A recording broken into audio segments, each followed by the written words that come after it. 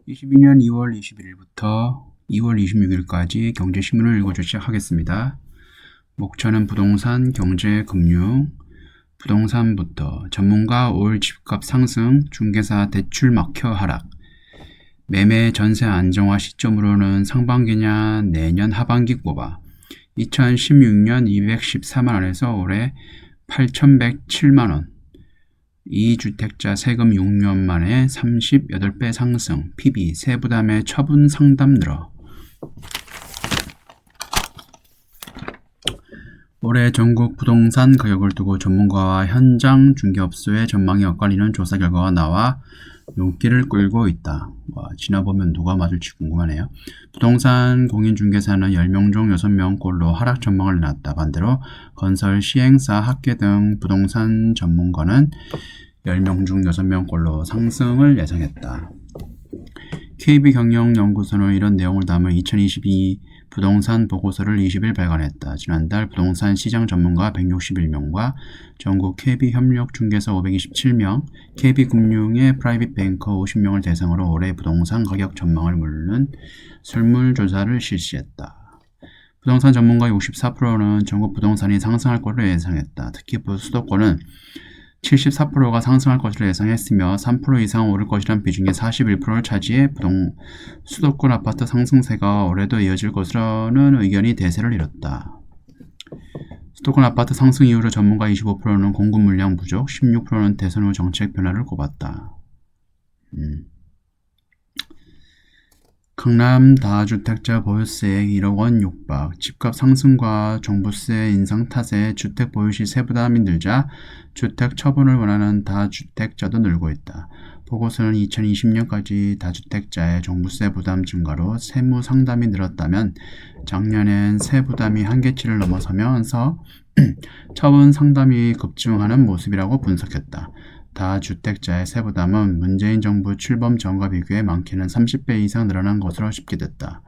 가령 서울 강남구 아파트에 자가 거주하면서 서울 강서구 아파트를 보유한 경우 시세 합계액은 18억 7천만원에서 작년 말 43억 7천만원으로 2배 이상 올랐다.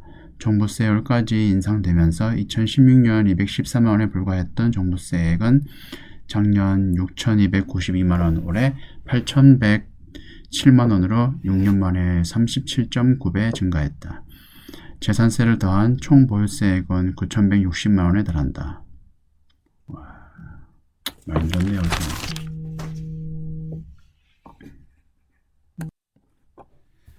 다음 경제금융 주식 하락장애에 지친 개미, 나스닥엔 한 번 더 베팅. 이달 들어 국내 주식 1조 팔아 3전 SK하이닉스 탈출, 해외 주식은 1조 7천억 순매수, 테슬라 4천억 원 넘게 사들여 저가 매수 타겟 국내에서 해외로.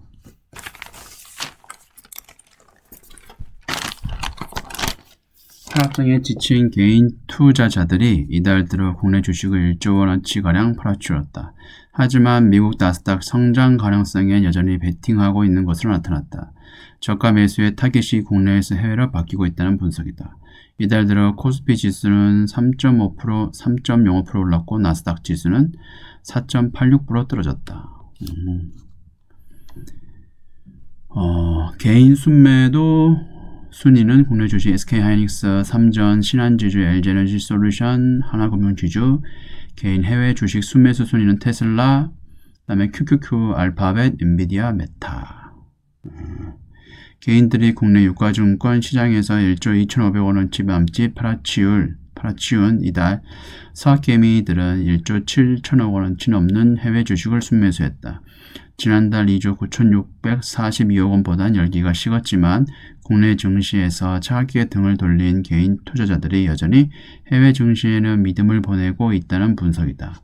서학개미들의 포트폴리오엔 미국 주식이 대거 담겼다. 이들은 이달 1조 8,559억 원에 달하는 미국 주식을 순매수했다. 대신 같은 기간 2천억 원을 넘는 홍콩 주식을 판 것으로 나타났다.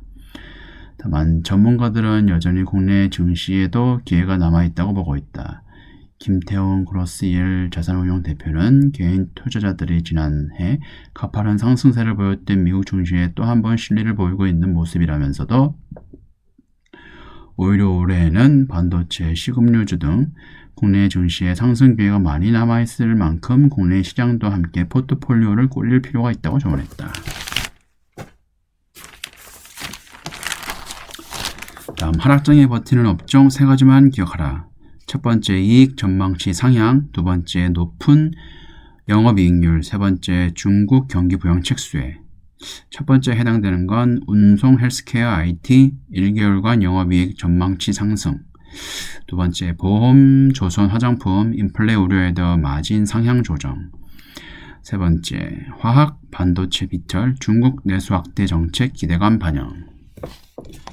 업종 선택의 난도가 높아진 상황에서 가장 안전한 기준은 이익이다. 신한금융 투자에 따르면 지난 1개월간 영업이익 전망치 상승한 업종은 운송, 헬스케어, 반도체, 정보기술, 하드웨어, 보험, 은행, 증권, 상사 등이었다. 그 다음 2015년부터 업종별 영업이익률 표준 편차를 분석한 결과 표준 편차가 중간값보다 낮은 업종은 상사 비철, 소매, 통신, 필수 소비재, 기계, 미디어, 보험, 건설, 조선, 자동차, 화장품, 의류, IT, 하드웨어 등이었다. 이 중 보험, 조선, 화장품, 의류는 올해 영업이익률도 상향 조정되고 있다. 신한금융투자는 중국 경기에 민감하게 반응하는 국내 업종으로는 화학, 반도체, 운송, 비철로 꼽았다.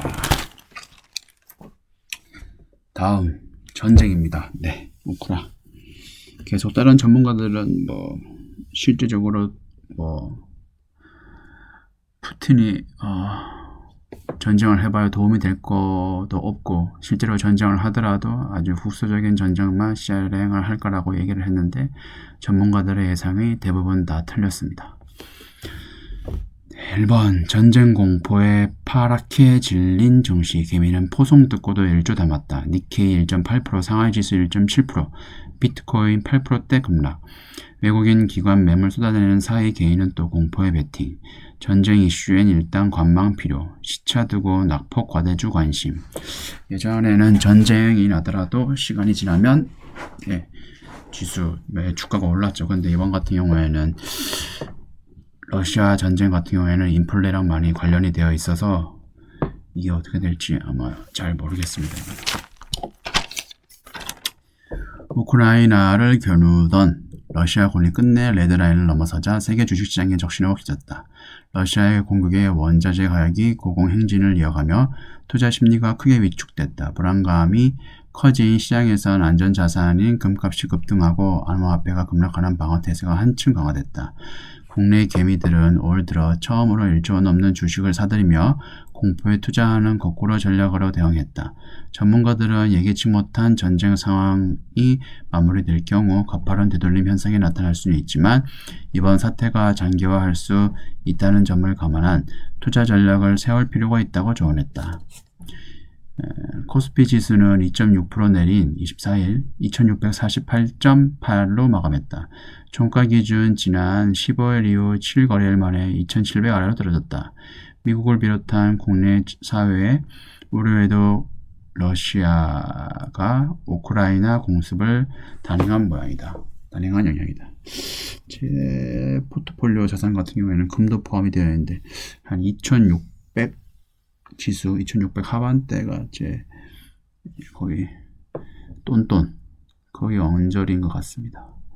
올해 들어 외신 등을 통해 구체적인 공습 내용이 전해지면서 장막판으로 갈수록 낙폭이 꺼졌다. 코스닥 지수가 역시 3.32% 급락한 채 마쳤다. 시가총액 상위 종목주 대부분 하락했다. 다만 가격 상승이 예상되는 대성에너지 등 에너지 관련주는 상승세를 이어갔다. 전쟁 공포가 확산된 이날 국내 개인 투자자는 유가증권 시장에서만 1조 원 넘는 주식을 사들였다. 개인이 1조 원 이상을 순매수한 것은 올 들어 처음이다. 조정 후엔 반등이 찾아온다고 예상한 개미들이 공포에 투자하는 전략을 택한 영향이다. 전문가들은 전쟁이란 예기치 못한 변수 앞에서 신중한 투자 전략이 필요하다고 조언했다. 충분히 예측 가능한 공포로 인해 급락 장세가 펼쳐지고 있지만 전쟁 같은 이슈로 증시 전반이 출렁일 땐 섣불리 행동을 취하지 않은 채 관망하는 자세가 필요하다고 말했다. 다만 전쟁 가능성까지 선반영의 증시가 조정을 받고 있기 때문에 상당 부분 하락세가 진행됐다고 볼 수 있다고 덧붙였다. 최악의 시나리오가 펼쳐지지 않을 것이란 관측도 나온다. 유승민 삼성증권 투자전략팀장은 당분간 지정학적 위험 고조가 불가피하지만 전면전이나 극단적으로 긴장이 고조될 가능성은 낮다며 서방이 고려하는 정치적 경제적 제재 수단이 러시아의 행동 제어하는 데 한계가 있고 미국과 달리 유럽 국가들 사이에 러시아 제재에 대한 입장차가 존재하기 때문이라고 설명했다. 혼란스러운 시기가 지난 뒤 낙폭과대 성장주에 관심이 필요하다는 조언도 나온다. 이은택 KB증권 연구원은 리오프닝이 업종의 강세를 좀 더 갈 수 있다고 보지만 그렇다고 당장 수요 확대를 기대할 수 있는 것은 아니다. 3월의 혼란기를 지나면 2분기의 낙폭과대 성장주를 볼 필요가 있다고 했다. 네, 다음 코스피 지수 일단 반등했지만 증시는 여전히 살얼음판. 바이든 파병 계획 없다. 미국, 러시아 전면적 우려 줄어들어. 경기 하방 리스크 부각되며 페드 긴축 정책 후퇴 전망, 성장주의 급락 행진 일단 멈추고, 그 다음에 전쟁 진행 상황 여전히 가변적, 인플레 등 본질적 문제 여전, 상승세 이어질지는 예측이 힘들어. 조 바이든 미 대통령이 우크라이나 파병은 없다고 선을 그으면서 글로벌 증시 주식시장이 반등했다. 3차 대전은 갈 수 없으니까요. 페드의 강한 긴축에 나설 수 있겠냐는 관측도 영향을 미쳤다. 반등한 거에 대해서. 다만 증권가에서 이번 반동 추세가 이어질지 여부는 예단할 수 없다는 보수적인 시각이 다수다. 증시는 여전히 살얼음판을 걷고 있다는 얘기다. 데드캣 바운스일 수 있다는 얘기죠. 다시 한번 폭락할 수도 있고. 네, 24일 현지 시간 S&P 500 지수는 전날보다 1.5% 상승한 4288.7로 장을 마쳤다. 나스닥 지수와 다우 지수는 각각 3.354%, 0.28% 올랐다. 장 초반엔 전쟁 공포가 전 시장을 휘감았다. 나스닥은 장중 한때 3.5% 가까이 하락했고 S&P 500 지수도 2.6%까지 밀렸다. 하지만 전쟁 상황 우려가 한풀 꺾이자 저가 매수세가 유입됐다.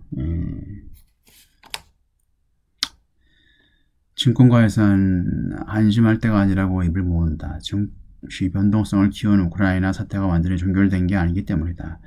애초 증시 기조에 있던 불안 요소가 완전히 가신 게 아닌 것도 문제다. 우크라이나 사태는 인플레이션 등과 경기 둔화에 대한 우려를 가속시킨 하나의 계기였기 때문이다. 즉 우크라이나 사태가 진정된다고 하더라도 본질적인 문제가 해결되지 않는 이상 시장은 진정되기 어렵다는 분석이다. 이경민 대신증권 팀장은 아직은 긴축과 경기 불안으로 인한 글로벌 증시의 추가 하락 가능성을 경계해야 한다며 특히 경제지표 부진이 우크라이나발 지정학적 리스크와 맞물릴 경우 경기 불안 심리가 급격히 커질 가능성도 염두에 둬야 한다. 결국 공격적으로 베팅할 때가 아니라는 판단이다. 지정학적 우려와 인플레이션 고조 등 불확실성이 너무 크다며 현금을 보유하고 있다 해도 저점 매수로 나설 때는 아니라고 언급했다. 네, 지금까지 시청해 주셔서 감사합니다.